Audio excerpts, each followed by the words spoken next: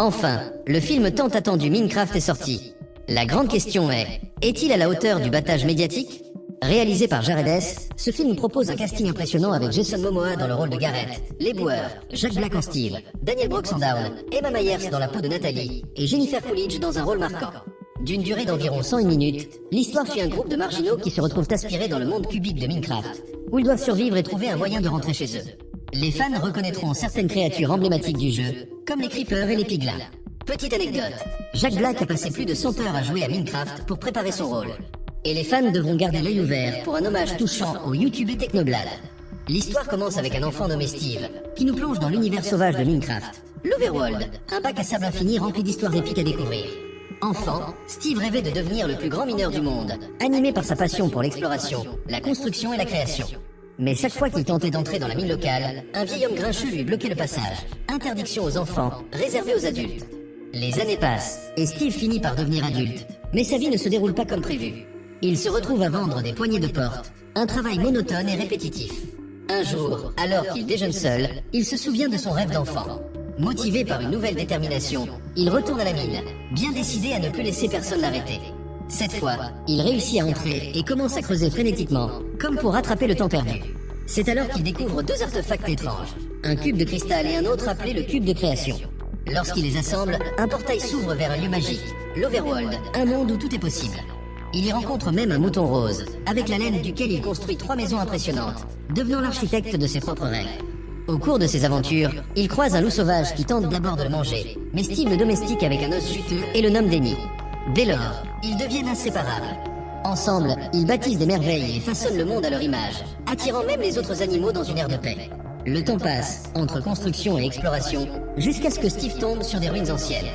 À l'intérieur, un coffre renferme un nouveau portail menant en éther, une dimension sombre et hostile où la créativité n'existe pas. Ce monde est peuplé de piglins, des créatures porcines avides et impitoyables, tous sous les ordres d'une puissante sorcière nommée Malvoya.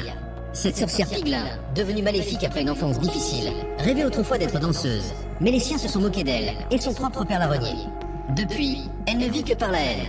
Obsédée par le cube de création, elle veut s'en emparer pour dominer tous les mondes.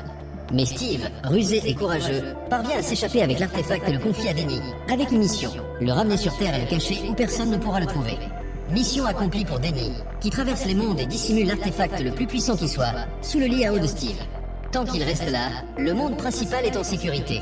Des années plus tard, nous faisons la connaissance de Gareth Garrison, un jeune homme qui a révolutionné le monde du jeu vidéo en devenant la star d'un jeu d'arcade à succès. Sun Talent, lancer des déchets avec une précision laser, ce qui lui a valu le surnom de Trashman. Sa célébrité lui a même permis de décrocher un contrat d'1 million de dollars. Il avait tout pour lui, jusqu'au jour où il a reçu un avis d'expulsion. En un instant, il est passé du sommet au fond du gouffre. Désormais ruiné, Gareth, désespéré et en quête d'un retour, se rend à une vente aux enchères locales, espérant dénicher un objet à revendre. Un employé lui parle d'un artefact ancien, supposé d'une grande valeur. Intrigué, Gareth négocie un meilleur prix et demande à l'examiner de plus près. Les enchères commencent, et après une brève surenchère, Gareth repart avec un objet mystérieux acheté 900 $, acceptant de payer en 6 mois. Mais en ouvrant la boîte, c'est la déception totale, elle semble vide. Frustré, persuadé d'avoir été arnaqué, il claque le couvercle sans remarquer le cube de création, pourtant bien visible. Aveuglé par sa colère, il ne voit rien, pas même une personne à proximité qui l'entend râler sur sa ruine et lui suggère d'arrêter les enchères douteuses. Pendant ce temps, on fait la connaissance d'Henri et de sa grande sœur Nathalie, qui viennent d'emménager en ville après le décès de leur mère. Nathalie, essayant de reprendre pied, a trouvé un petit boulot pour payer le loyer. Dawn, une agente immobilière sympathique, les accueille avec bienveillance. Le lendemain matin, Nathalie prépare un petit déjeuner pour Henri, lui offrant même une pizza à partager avec ses nouveaux camarades et un flacon de parfum pour lui montrer son affection. Mais Henri, encore secoué par le deuil et les changements, murmure à peine un merci et part pour son premier jour d'école. Ailleurs, Gareth trie des vieilleries dans sa boutique quand Henri entre. Curieux, le garçon lui propose une part de pizza en échange de conseils. Gareth, qui se présente comme un vendeur du jeu de la vie, plaisante en disant que sa sagesse coûte 50 $ de l'heure. Il lui lance quelques vérités. Les amis, c'est comme des puzzles. Parfois tu as toutes les pièces, parfois il en manque une pour te sentir complet. Il ajoute, tu ne peux pas être une équipe tout seul, mais à deux, on peut tout affronter. Inspiré, Henri laisse la pizza et file en cours. À l'école, le principal lui remet son badge et bizarrement, lui confie que son mariage est mort depuis des années, mais qu'il reste avec sa femme par amour pour leur chien. En classe, le professeur, sarcastique, se plaint de sa vie avant de lancer un travail de groupe. Henri commet une erreur en manipulant un prototype de jetpack qui s'emballe et s'écrase sur l'immeuble où travaille Nathalie. Paniqué, le principal exige de parler au tuteur d'Henri. Ne sachant quoi faire, Henri appelle Gareth et le supplie de jouer le rôle de son oncle. Apprenant que le garçon a 26 $ sur lui, Gareth accepte sans hésiter. Pendant qu'il tente d'expliquer la situation, Henri remarque un étrange cube dans la boutique.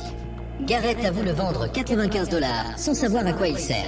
En fouillant, il tombe sur un manuel d'instruction avec un avertissement en gros caractères. En aucun cas l'orbe et le cube de cristal ne doivent être combinés. Jamais. Même pas par curiosité ou par appât du gain. Évidemment, ils ignorent l'avertissement et partent explorer une mine abandonnée pour tester le cube, déclenchant sans le savoir une aventure qui bouleversera leur vie. Pendant ce temps, Nathalie, inquiète de l'absence d'Henri, contacte Dao. Grâce à une application de localisation, elle le retrouve près de la mine. En arrivant, elles assistent à une scène incroyable. Le cube émet une énergie étrange, attirant Henri vers lui. Elles se précipitent pour le retenir, mais sont toutes aspirées dans un vortex, traversant un portail vers l'Overworld.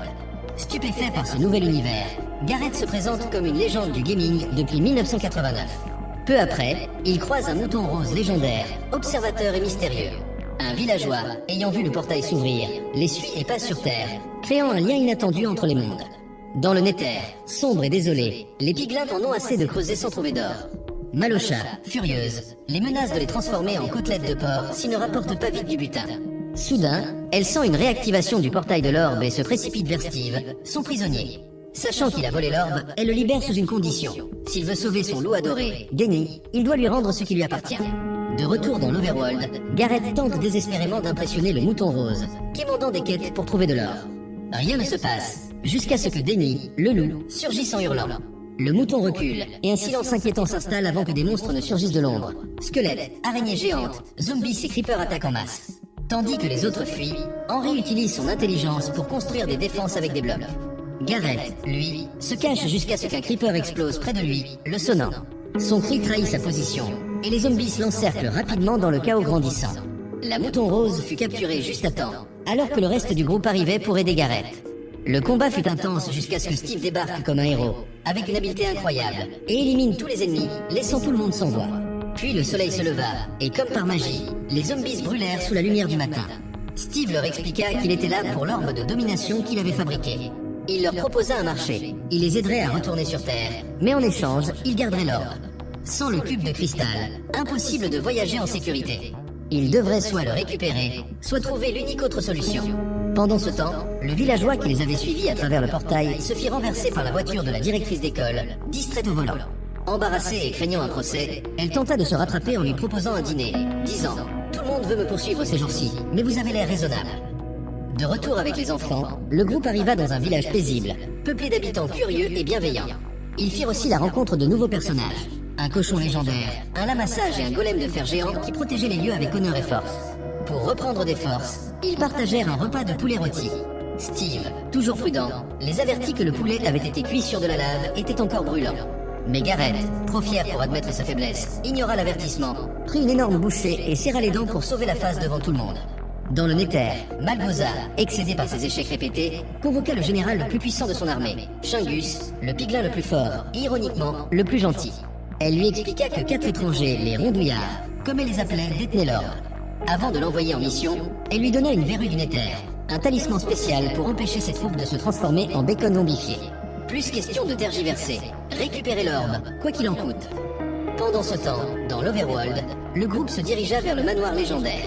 En chemin, ils eurent accès à l'inventaire de Steve, un espace magique rempli d'outils, de gadgets et d'objets incroyables. C'est là qu'ils trouvèrent la perle de Lander, un objet épique permettant de se téléporter là où on la lance. Bien sûr, Gareth, toujours impulsif, l'utilisa immédiatement sans réaliser que c'était la dernière. Plus tard, Steve leur apprit à fabriquer des outils avec les ressources du monde. Motivé, Gareth créa sa propre arme un peu bancale, mais fonctionnelle. Henri, quant à lui, mélangea des objets du monde réel avec du matériel Minecraft et fabriqua quelque chose d'étonnamment utile. Gareth prit Steve à part et lui avoua avoir lu la note cachée dans l'orbe. Il lui demanda directement s'il y avait vraiment un trésor. Steve admit avoir un stock de diamants, mais ils étaient enfouis au fond des mines, loin du manoir. Les récupérer serait risqué. Sans hésiter, Gareth le regarda droit dans les yeux et déclara « Pas de diamants, pas d'or ». Ils partirent donc vers les mines. Mais au moment de partir, les piglins apparurent. Le général Shingus se présenta à Steve, poli mais avec un ton qui disait clairement « Je pourrais te tuer en un clin d'œil ». Steve tenta de prendre les choses en main, mais Garrett, jaloux et avide de reconnaissance, intervint avec son arme bricolée. Il chargea Chungus et rata complètement son coup, frappant Steve à la place. Chungus, indemne, déclencha le chaos. Le groupe se sépara dans la mêlée, Nathalie et Dawn d'un côté, Garrett et Henry de l'autre. Avant de se séparer, ils convinrent de se retrouver au manoir. Pour les aider à fuir, Steve distribua des ailes de vol, mais il n'en avait que 2 paires. Dans un geste inattendu, il attrapa Garrett et décolla avec lui. S'ensuivit une course-poursuite aérienne effrénée, évitant les attaques et réalisant des cascades pour semer l'armée Piglin. À un moment, ils survolèrent un champ de pandas endormis, inconscients du chaos au-dessus d'eux. Finalement, Garrett et Steve activèrent le mode chute d'eau, atterrissant en toute sécurité dans un lac. Sur Terre, la directrice d'école vivait une surprise, un rendez-vous avec le villageois qu'elle avait renversé. Pendant le dîner, elle avoua qu'elle venait de divorcer, son ex-mari n'ayant pas de personnalité. Dans l'Overworld, Steve révéla l'histoire de Malgoza. Autrefois, elle rêvait d'être une danseuse de classe mondiale, avec des mouvements élégants et novateurs, bien trop libres pour les traditions rigides du Nether. Son père l'avait reniée, humiliée par sa passion. Depuis, elle avait rejeté toute beauté et créativité. Si elle obtenait l'orbe, elle détruirait l'Overworld et ses créatures innocentes. Mais Steve était tiraillé. Il avait besoin de l'orbe pour sauver sa louve bien-aimée, Dena, retenue en otage par Malgoza. Dans le Nether, Malgoza, furieuse de l'échec de Chungus, n'eut plus aucune patience. Elle libéra son arme ultime, le grand cochon, une bête massive à qui l'on venait d'implanter un cerveau. Réveillé dans une rage aveugle, l'animal écrasa sans pitié le général Chungus. D'une voix tonitruante, Malgoza lui donna son premier ordre. « Va me chercher l'orbe !» Pendant ce temps, les filles Nathalie et Dawn, l'agent immobilier, eurent une rencontre inattendue. Elles tombèrent face à Denny, le loup légendaire de Steve. Dawn, maline, lui offrit un os pour gagner sa confiance. Touché par ce geste, le loup les laissa approcher. Sachant que Denny appartient à Steve, Nathalie et Dawn décident de le suivre, espérant qu'il les mènera directement au reste de l'équipe. Pendant ce temps, sous terre, les garçons atteignent enfin les profondeurs où les précieux diamants sont cachés. Mais soudain, Steve, avec son odorat de mineur affûté, détecte une odeur infecte qu'il connaît trop bien, l'inconfondable puanteur d'une verrue du Nether. Cela ne peut signifier qu'une seule chose. Le grand cochon est là. Steve ne perd pas une seconde. Il leur indique une salle sécurisée plus loin. Ils sautent dans des wagonnets de mine et foncent à toute vitesse. Mais au moment critique, la redstone alimentant les rails s'épuise. Les wagonnets s'arrêtent net, juste devant leur ferme à creeper. Et comme si cela ne suffisait pas, le grand cochon apparaît, rugissant, écumant de rage. Coincés et à court d'options, Steve et Garrett prennent une décision risquée. Ils activent tous les creepers. Boum! Une explosion titanesque déchire la mine, ébranlant tout sur son passage. À travers la fumée et les débris, ils parviennent à s'échapper, secoués mais sains et saufs. Les tensions éclatent. Henry se retourne contre Garrett, furieux d'avoir perdu les diamants. Ce dernier, amer et épuisé, rétorque froidement. « J'ai besoin de ces diamants. C'est le seul moyen pour moi de ne plus être fauché. Tu ne peux pas comprendre. T'es juste un gamin. » Mais Henry le regarde droit dans les yeux et répond « Ouais, je suis un gamin. Mais t'es pas seul. Je suis ton ami. » Garrett reste silencieux, touché par ces mots. Quelque chose change entre eux. Ensemble, ils élaborent un plan pour infiltrer le manoir. Selon Steve, l'endroit compte 3 niveaux. Le premier étage, gardé par des villageois entraînés au combat, disciplinés et impitoyables. Le deuxième étage, contrôlé par des invocateurs, des mages obscurs capables de convoquer des cauchemars vivants. Le dernier étage, où se trouve le cristal de l'enderrement, protégé par ce dernier en personne, un tueur capable d'éliminer quelqu'un d'un simple regard.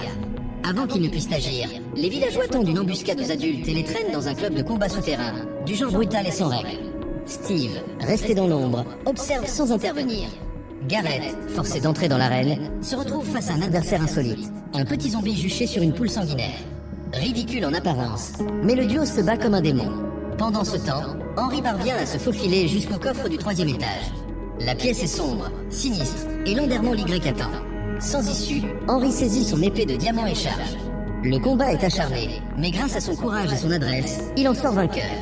En récompense, il récupère la sphère de téléportation, un artefact mystique permettant de se déplacer instantanément à travers l'Overworld, et peut-être même au-delà. Après cette épreuve, épuisé mais proche du but, le groupe tombe nez à nez avec leur pire cauchemar.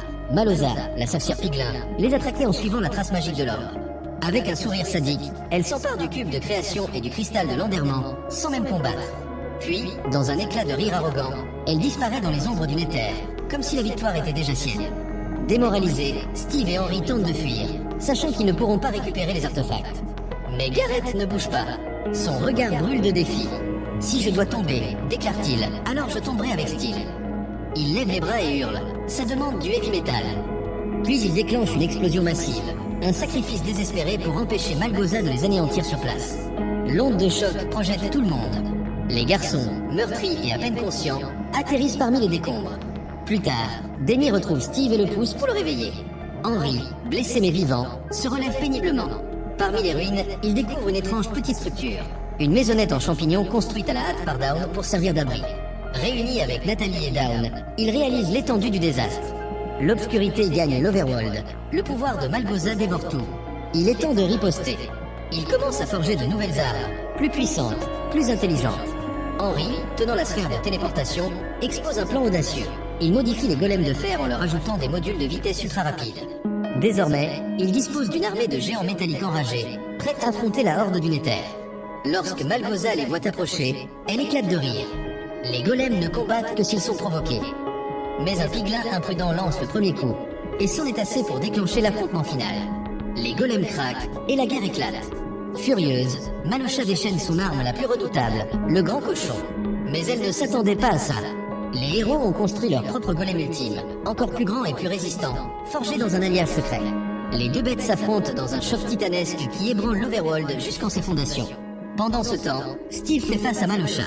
Vêtu d'une armure de plaques de diamants taillés main et brandissant une épée colossale, il incarne la légende. Mais Malosha ne bronche pas. Elle sait que sa magie noire surpasse toute l'âme. Ailleurs sur le champ de bataille, Henry se fraye un chemin vers l'orbe de domination, tandis que Natalie se retrouve seule. C'est alors que le grand cochon, libéré de son combat contre le golem, fonce droit sur elle. Elle n'a nulle part où fuir. Mais avant que le pire n'arrive, une voix retentit. C'est Dawn, debout sur une colline, entourée d'une meute de loups sauvages qu'elle a apprivoisés. D'un sifflement aigu, elle lance l'assaut. Les loups bondissent sur le grand cochon, déclenchant une mêlée sauvage. Au cœur du chaos, le grand cochon, fou de rage, libère un rayon mortel qui frappe Henry. Il s'écroule. Le champ de bataille se fige dans un silence glaçant, jusqu'à ce que, dans la fumée et les flammes, Gareth ressurgisse tel un phénix. Il se précipite, saisit Henry et l'entraîne hors de danger. Réunis, les héros contre-attaquent. Ils détruisent les machines ténébreuses de Malosha et projettent l'orbe de domination dans l'abîme. La lumière renaît. L'Overworld respire à nouveau, l'équilibre se rétablit. Mais alors que l'orbe tombe, le grand cochon parvient à le rattraper. L'espoir semble perdu, jusqu'à ce que le golem ultime assène un coup final dévastateur, écrasant la bête et récupérant l'orbe une fois pour toutes. Long time confrontation. Steve se dresse devant Malosha, désormais affaibli, coincé, vaincu. C'est fini. Tu as perdu.